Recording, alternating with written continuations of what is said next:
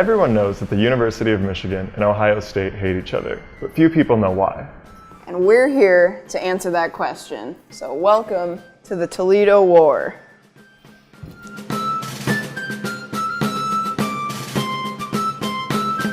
Even though the war is from 1835 to 1836, our story starts in 1787 with the Northwest Ordinance, which specified that the area was to be split up into 3 to 5 states, with a boundary to be set at the 42nd degree line, extending from the southernmost point of Lake Michigan to Lake Erie.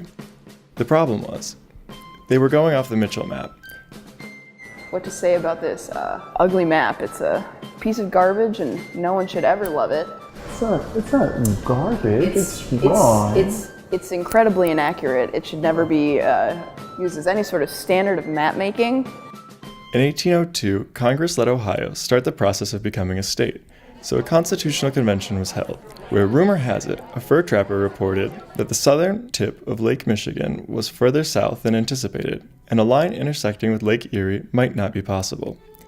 With this report, it was written into the Constitution that the northern border would end at the western point of Lake Erie, angling the line and putting Toledo within the boundary.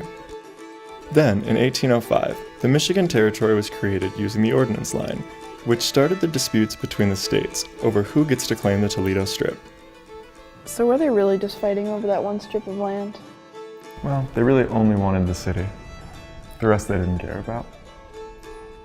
Now, for a while, the people in Toledo just wanted this whole thing settled. So Ohio kept asking Congress to act, and they finally did in 1812, but were more concerned with the actual war that broke out. And a surveying team wasn't sent until 1816. The man in charge of the team was U.S. Surveyor General Edward Tiffin, who also happened to be a former governor of Ohio. So he ordered his men to map out the line from the Ohio Constitution, then called the Harrison Line. In response, Michigan does their own survey along the Ordinance Line, creating the Fulton Line, and starts to occupy the land. That's a lot of lines. That's arguably too many lines. Well, yeah, that's why there was the war. It was just the lines. Well, just that's redrawing them and drawing them. Dumb. In 1820, it gets a bit confusing when a federal surveying team is sent to map out the border, and Tiffin, who created the Harrison Line, tells them to map out the Fulton Line. That gave way to Michiganians. Michiganians? I think you mean Michiganders. Michiganians? Excuse you, it's Michiganders. Okay. You maniac. Michiganders. This gave way to Michiganders moving into the Toledo area. Also in this time, the territory reached the population number that allowed Michigan to become a state, but Congress refused them until the Toledo Strip debate was settled. Ohio then actively started to block Michigan from becoming a state, and in 1835, the Michigan boy governor Stephen T. Mason held a constitutional convention against Congress's wishes. Ohioans started to move into the Strip and try to set up a government, but our boy governor passed a law making it illegal for Ohio to govern. So militias from both sides gathered around Toledo, ready to arrest each other if anyone acted up. Which led to this, the Battle of Phillips Corners. Well, there's nothing here. Well, there's that old barn, and this sign. That barn collapsed. Yeah. And this sign is, got bird shit on it. The basic outline is, Ohioans were trying to survey the area when Michigan militia came to arrest them, and either they shot at the Ohioans and missed, or there was a few shots into the air.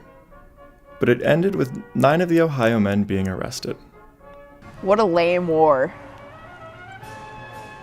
Just a really boring war. In response, each state kept growing their militia, with arrests and lawsuits following. Until June 1835, when Deputy Sheriff Joseph Wood from Michigan arrested Major Benjamin Stickney, and in a fight with his family, was stabbed by 2 Stickney with a penknife. So did anyone die in this war? No, the stabbing wasn't fatal. Boring. At this point, everyone was fed up with the fighting. To His Excellency, the Governor of Ohio, whereas it appears by the annexed papers, duly authenticated, that 2 Stickney, late of the County of Monroe, has been guilty of a felony and has fled from the justice of the territory and has taken refuge within the state of Ohio. Stevens T. Mason. So Michigan and Ohio came together for what is known as the Frostbitten Convention, which ended with Michigan being allowed to become a state if they gave up Toledo, and as compensation, they got the rest of the Upper Peninsula. At the time, Michigan thought they got the short end of the stick, but that was before they found copper and other resources they could sell up there. And that's how Michigan and Ohio became bitter enemies, all over a messed up map in one city.